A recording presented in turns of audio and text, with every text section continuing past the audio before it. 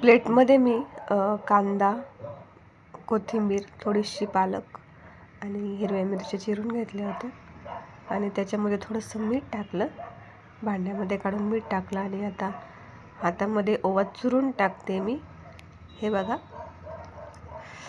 आणि आता ह्यामध्ये टाकणार आहे मी बेसन.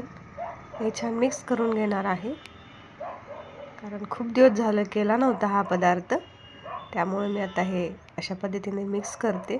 आणि हे सगळं ह्याच्यात पानांमध्ये मॉइश्चर असतं, कांद्यामध्ये मीठ टाकलं त्यामुळे हे सगळं विदाउट पाणीसुद्धा मी मस्त भिजवून घेतलं. थोडंसं 2 चमचे पाणी लागल्यानंतर मी 2 चमचे पाणी टाकलेलं आहे ह्याच्यामध्ये. सोडा ॲक्टिवेट करण्यासाठी सुद्धा मी तर पाणी टाकलं होतं, पण ते स्किप झालं आहे. आणि आता हे पुन्हा एकदा मिक्स करून ताट ठेवून झाकून आपण 10 मिनिटे रेस्ट करायला ठेवूयात. तोपर्यंत गॅसवरती कढई ठेवायची. ही माझी आयर्न कढई आहे छोटीशी, ह्याच्यामध्ये मस्त तळले जातात भजी. मी आपल्याला लागेल तेवढं तेल टाकलं ह्याच्यामध्ये.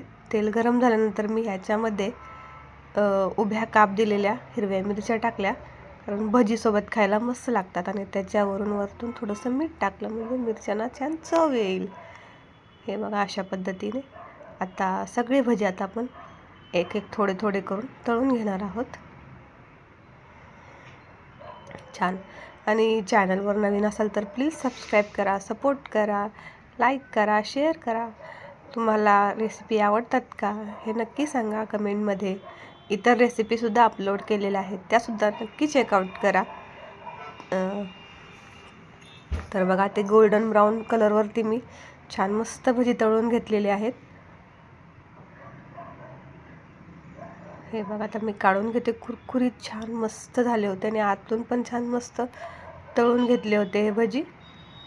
हे बघा अशा पद्धतीने आता बाकीचे पण उरलेले भजी मी ते तळून घेणार आहे.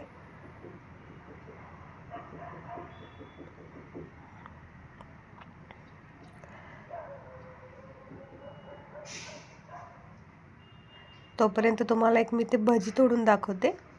हे बघा आतून पण छान मस्त शिजलं आहे. भजी चविष्ट झाले होते खूप. चला बाय बाय. सबस्क्राईब करा जाता जाता.